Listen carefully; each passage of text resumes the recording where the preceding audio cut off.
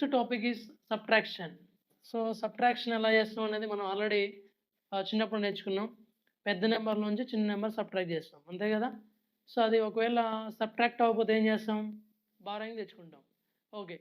So, కానీ competitive లెవెల్‌లో borrowing అనేది అంత వర్కౌట్ అవ్వదు. సో, మనకి బారోయింగ్ ప్లేస్‌లో నేను కంపారిజన్ అనేది ఒక చిన్న కాన్సెప్ట్ ఇంక్లూడ్ చేసున్నా. సో, కంపారిజన్ అంటే ఇక్కడ మనం సబ్ట్రాక్షన్ అనేది సో, దేని ద్వారా చేస్తామంటే through comparison. So, comparison. So, అంటే పోల్చుకోవడం ద్వారా. అంటే సబ్ట్రాక్షన్ అనేది through comparison not a borrowing. So, మనం ఇప్పుడు ఇలా చేసినప్పుడు మనకి వచ్చే ఆన్సర్ అనేది ఎగ్జాక్ట్‌గా సో, 100% యాక్యురసీగా ఉంటది. సో, అలాగా నువ్వు బారోయింగ్ తెచ్చుకున్నావనుకో, అప్పుడు ఒక్కొక్కసారి ప్రాబ్లమ్‌లో బారోయింగ్ తెచ్చుకున్న డిజిట్ మర్చిపోయినామనుకోండి, అప్పుడు ఆన్సర్ రాంగ్ రావడానికి ఛాన్స్ ఉంటది. సో, అలా కాకుండా ఇప్పుడు మనం ఒక new method subtraction through comparison. So, ఇక్కడ ఒక ఎగ్జాంపుల్ ఉంది కదా! సో, దీన్ని ఎలా చేయాలో చూద్దాం ఒకసారి. ఓకే. సో, 9862 ఎంతుంది క్వెషన్‌లో ఇక్కడ? 9862 మైనస్ 8941 ఉంది. దీన్ని మనం ఇప్పుడు ఎలా కంపేర్ చేయాలనేది మెయిన్ ఇంపార్టెంట్. సో, ఎలా కంపేర్ చేస్తామంటే ఫస్ట్ సేమ్ యాజ్ టీజ్‌గా మనం యాడింగ్ ఎలా చేస్తాం? సో, యూనిట్ ప్లేస్ సబ్ట్రాక్షన్ ఎలా చేస్తాం? సో, యూనిట్ ప్లేస్ నుంచి యూనిట్ ప్లేస్ సబ్ట్రాక్ట్ చేస్తాం. ఇక్కడ చూడండి ఫస్ట్ కంపేర్ చేస్తున్నా. ఇక్కడ ఎంతుంది? యూనిట్ ప్లేస్ 2 ఉంది. ఇక్కడ ఎంతుంది? 1. సో, 2లో 1 సబ్ట్రాక్ట్ అవుతుందా అవ్వదా? సో, 2లో ఇప్పుడు మనం యూనిట్ ప్లేస్‌ని కంపేర్ చేసిన. ఇక్కడ 2 ఉంది. ఇక్కడ 1 ఉంది. సో, 2లో 2ని 1తో కంపేర్ చేసినప్పుడు 2లో 1 సబ్ట్రాక్ట్ అవుతుంది. 2లో 1 సబ్ట్రాక్ట్ అయితే ఎంత? సో, ఆన్సర్ ఎంత అవుద్దంటే 1 అవుతుంది. ఓకే. 1. సో, నెక్స్ట్ ఇప్పుడు 6 ఉంది. 6 ఉంది. ఇక్కడ నెక్స్ట్ డిజిట్‌ని కంపేర్ చేయాలి. ఇక్కడ 6 ఇక్కడ ఎంతుంది? 4. 6లో 4 సబ్ట్రాక్ట్ అవుతుందా లేదా?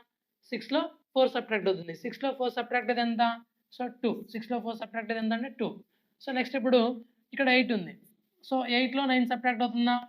సో, 8లో 9 సబ్ట్రాక్ట్ అవ్వదు. సబ్ట్రాక్ట్ అవ్వకపోతే ఏం చేస్తాం మనం? బారోయింగ్ తెచ్చుకుంటాం. ఆ బారోయింగ్ మెథడ్‌ని ఇక్కడ నేను తీసేస్తున్నా. ఈ బారోయింగ్ ప్లేస్‌లో మనం కంపారిజన్ చేసుకుందాం. సో, ఈ సింగిల్ డిజిట్‌ని కంపేర్ చేస్తే సో, నాకిది సబ్ట్రాక్ట్ అవ్వట్లేదు. అప్పుడు ఏం చేయాలంటే 2 డిజిట్‌ని కలిపి కంపేర్ చేయాలి. ఇప్పుడు 98 అవుతుంది.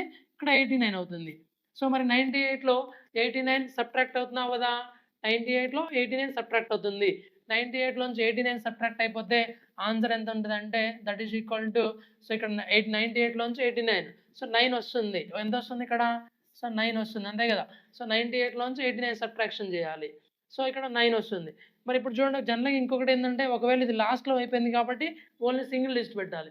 ఒకవేళ ఇదే మనకి మధ్యలో ఉందనుకో సో, 2 డిజిట్‌లో నుంచి 2 డిజిట్ కంపేర్ చేసినప్పుడు 2 డిజిట్ రావాలి. మరి ఇక్కడ 2 డిజిట్ రాలేదు. సో, అంటే ఇక్కడ మనం జనరల్‌గా ఏందంటే ఇక్కడ 0 పెట్టుకోవాలండి. 0. So, okay. 0 పెట్టుకోవాల్సిందుంటుంది. 09 అనేది పెట్టుకోవాలి. సో, అంటే 2 డిజిట్‌లో నుంచి 2 డిజిట్ కంపేర్ చేసినప్పుడు 2 డిజిట్ రావాలి. 09.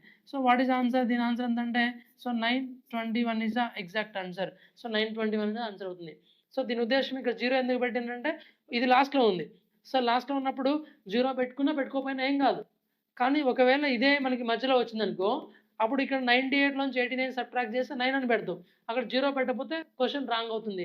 అందుకే ఖచ్చితంగా మనం ఏం చేయాలంటే 2 డిజిట్‌లోంచి 2 డిజిట్ కంపేర్ చేసినప్పుడు 2 డిజిట్ రావాలి. 2 డిజిట్ రానప్పుడు సింగిల్ డిజిట్ వస్తే దాని బిఫోర్ 0 పెట్టుకొని దాన్ని 2 డిజిట్‌గా మార్చి రాయాలి. Okay. Understood? So, okay. Next